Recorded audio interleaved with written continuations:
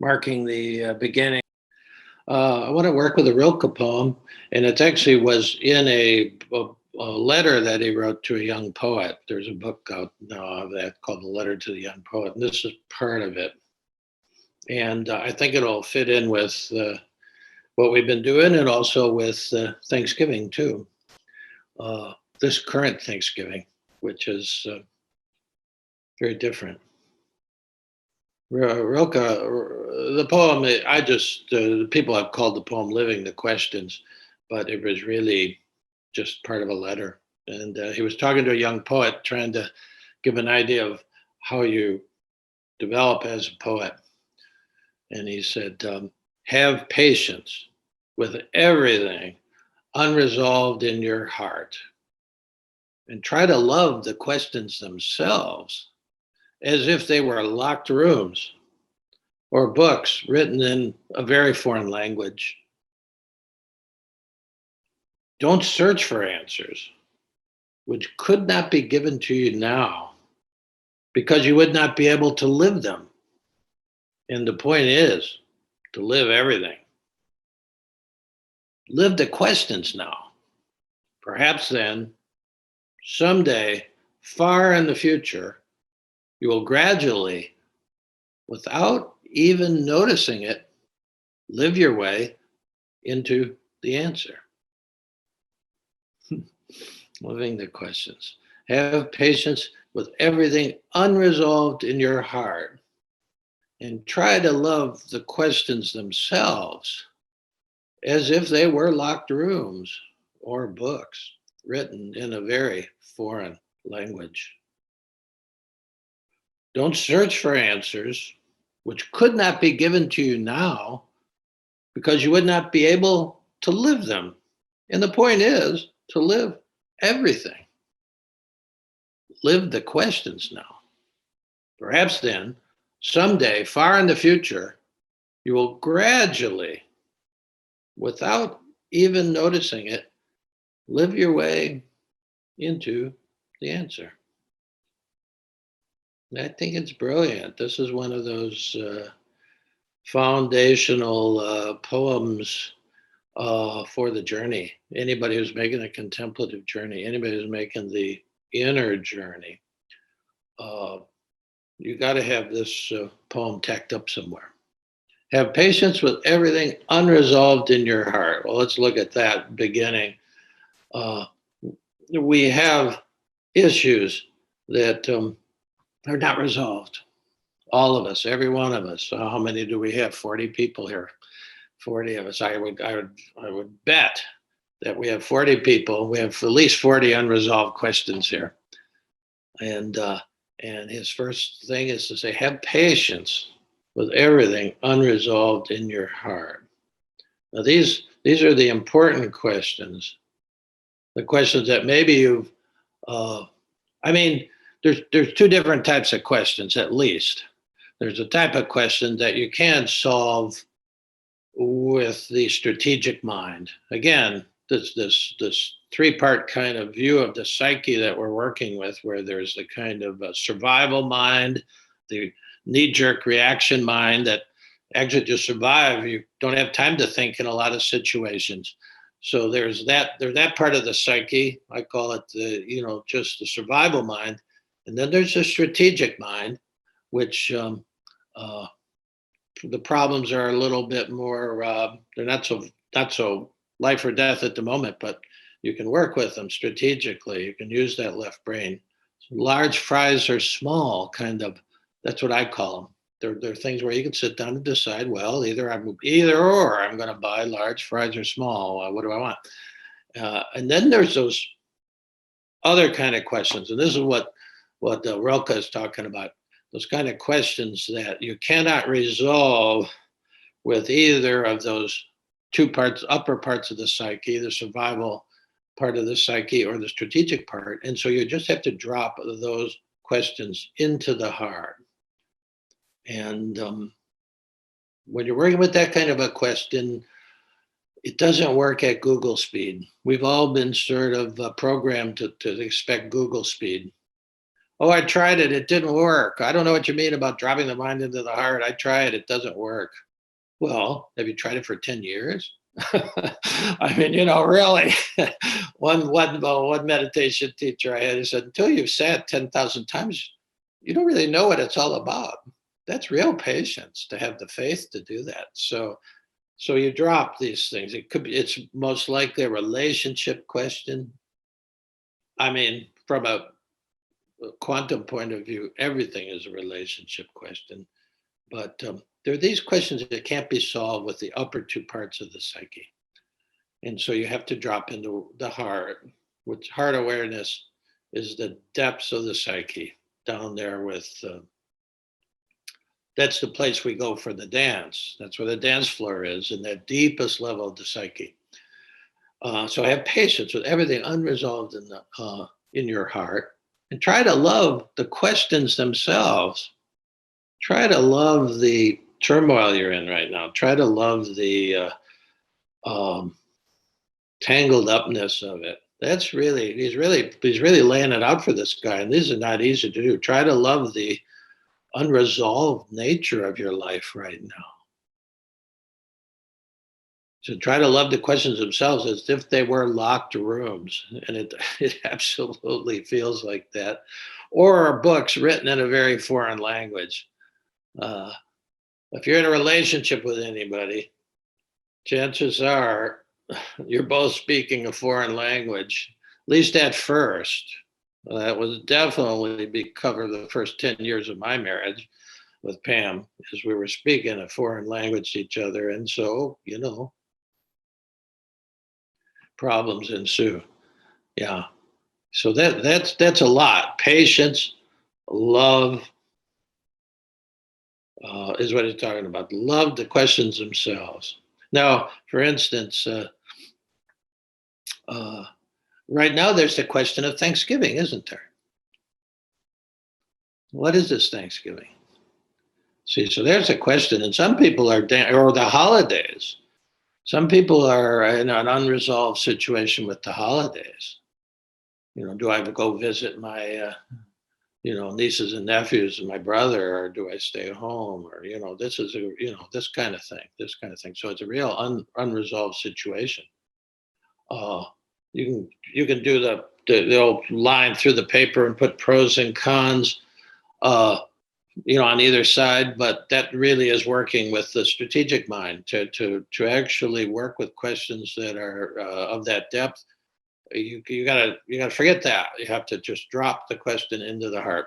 The Zen guys in the Rinzai Zen, they use koans. What is the sound of one hand clapping? These are by definition little unresolved kind of mysteries that will frustrate you at the upper two levels. You have to drop into the lowest level and sort of hang out there with it, learn to love it.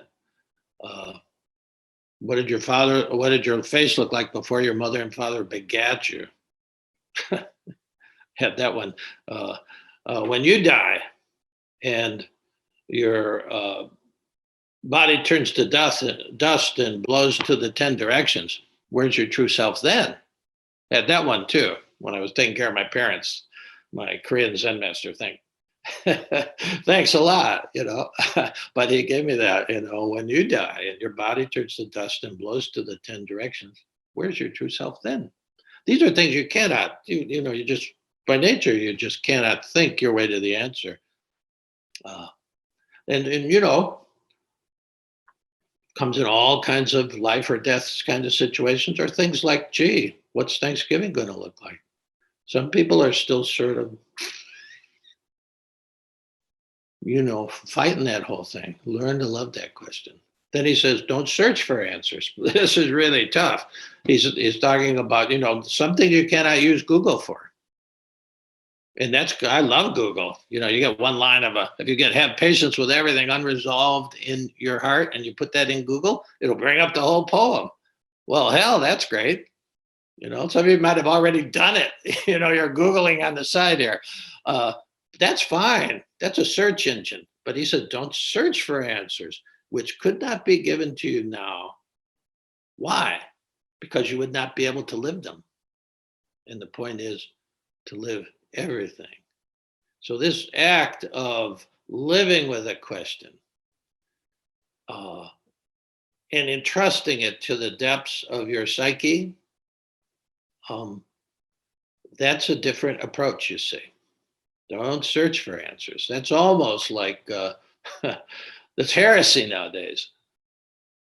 Don't try to Google this question of Thanksgiving or whatever. You know, some of you may have weightier issues. Everybody has something going on now. And the question is, what do you do with that something? What do you do with that unresolved bit of reality? Where do you put it? Some people can get busy so they don't have to think about it. See, if I stay busy, I won't have to think about it. That recedes a little bit. If you get all busy, you see, that's one approach. And then if you're running, you're traveling. Some people are endlessly traveling. They're traveling away from that question. They're traveling away from that. You see. And what if you just loved it, had patience with it, and actually had to trust that if you actually plant it like a seed, the answer would grow. It would untangle itself. The tangle is up here. It's a paradox here. It's a paradox. Like the pandemic shut the door and sent us to our room and shut the door, didn't it? Sort of sent us to our room and shut the door. And then the question is, what do you do then? Well, to send a kid to the room now, say, all right, go up to your room. Well, hell, he's got the whole world in there. He's on his computer and everything else, So this shutting the door is a metaphor, but we sort of have been campused. We've been sent to our room, and then everything comes into question because you can't do all the normal things you normally do to run away from these questions. You see, yeah, it's sort of like this is a special time, actually. So one of the things I've been doing is I just said, well, okay, I'm sort of a monk, but it's like cloistering. It's fine with me. And so I've had more time to read. So I'm reading into quantum theory. Quantum theory is like it just, once you get into it, good luck. But, here's the basic unresolved question in quantum theory. Is light a particle or is it a wave? Is it sort of like a noun, a particle, or is it sort of like a verb? And unfortunately for the quantum guys, it's both, depending on when you look at it and how you look at it. It could be, and so you get most of the logic in that second level, that second tier of the strategic mind is either or logic. But then once you hit certain problems, like your relationships with your spouse, life, death, aging, those are not either or. You don't have either or for aging.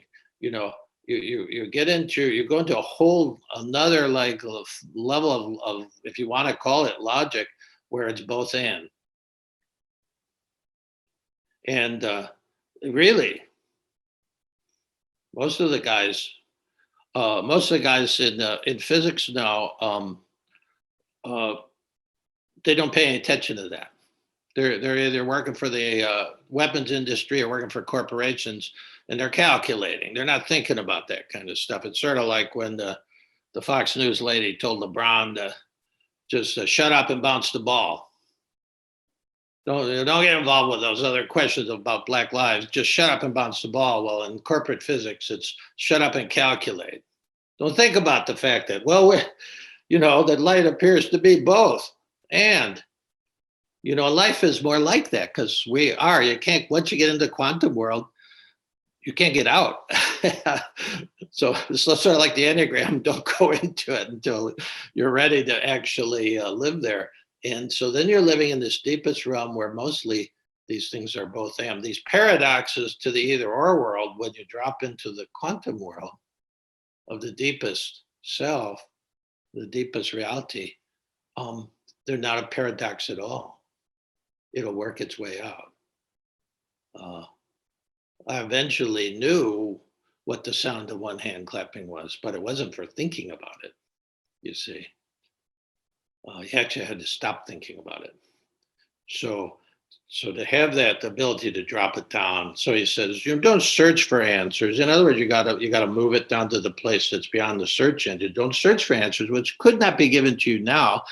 God's not playing with you. Or I was pretty sure my Zen master was playing. I said one time, I said, well, why did you just tell me what the sound of one hand go? What's all this cat and mouse stuff?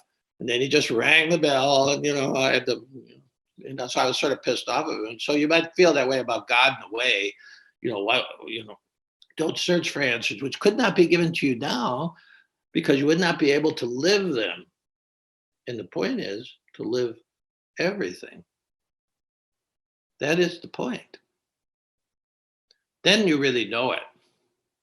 I mean, the sound of one hand clapping came out of down here, and I even bought a book that had the answer to that, and 250 other koans, and I tried it out on the guy, and he he was amused, sort of like a wry smile. And so he just hit the bell. I said, "Lose the book," and I had to creep out. You just can't find it in the books. So finally, I'll live the questions now. Perhaps then this is exactly how it works. Perhaps then someday far in the future, we will gradually, without really even noticing it, live your way into the answer. Now, I just search your life about that and see if I have experiences like that. I believe in this poem absolutely because I've experienced it. 5 years ago, I had a situation. It has been resolved because it took 5 years to really resolve it. And you resolve the thing is when you can experience, the peace of it. You might, if you lose somebody, that's not easily done. Your husband dies, your wife dies, a good friend, your parents die. We expect to be able to just go on. No, you have to. The grieving happens. It's at that same level. Loss is a kind of question. See, and you just cannot read books about it. It's helpful to read books, but the books all tell you the same thing if they're any good. It's got to be found. You have to live the loss. You have to plant that loss. Yeah, well, we're going to be able to take whatever questions here in a second. I can just remember, it just came up now when I was sitting with Hans, my Dutch Zen master, for 5 days in Cincinnati at Milford. He started off, he says, okay, he says, I want to know what you really long for. And I want you to sit with this question. What do I really long for? And he said, now I don't want your whole goddamn Christmas list.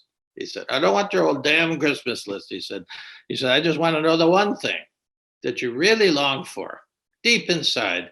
He said, and if you don't know that, sit with the question. So that was a really good koan. What do I really long for? So if you think you're sort of koan free right now, you don't have some kind of experiential, like existential question that you've been running away from or trying to stay busy so you didn't think about it. If you don't have any of that, well, you could sit with Hans's koan. What do I really long for? Deepest in my heart. There's a lot of stuff we want. That's what the Buddhists call desire, really, where they say desire, we want this, we want that. They're not talking about, desire is a slippery word like love or anything else. But when they talk about desire in most Buddhist texts, as desire as being the problem. It's just that we're going after all these things on the surface, but we haven't even, which keep us occupied so that we don't have to actually find out what we really long for, you see. So if you don't have anything else, if you got problems with your husband or wife or your kids, your one of your oldest kids is in trouble or something, that's the thing to sit with. And then you can drop it down. So when you drop down to the dance floor here with ultimate reality, that's enough. Then just to put the question there and just, there's a kind of peace in doing it, just to say, okay, I'm going to put this tormented thing that I'm going round and round with, I'm just going to put it down in the depths like a seed. And I'm going to have patience. And I'm not going to ignore it, but I'm not going to think about it all the time. This is the third way. You see, this is the third way. You're not thinking. We've all done that, and then we're not going to be running away from it, trying to ignore it. The third way is you plant it like a seed, and if you can have patience, and every day when you visit for this particular kind of dance where you drop the mind into the heart, when you drop the mind into the heart, you're dropping all of it into the heart. All your psyche is collapsing. You see, into this deepest region, and then you're just there. You're just there with it. And like he said, someday in the future, you'll gradually, and it can be very gradually, it can be a span of time like years, you will gradually, without even noticing it, live your way into the answer. Now that's Rilke's uh, advice to a young poet. Well, my advice to you too.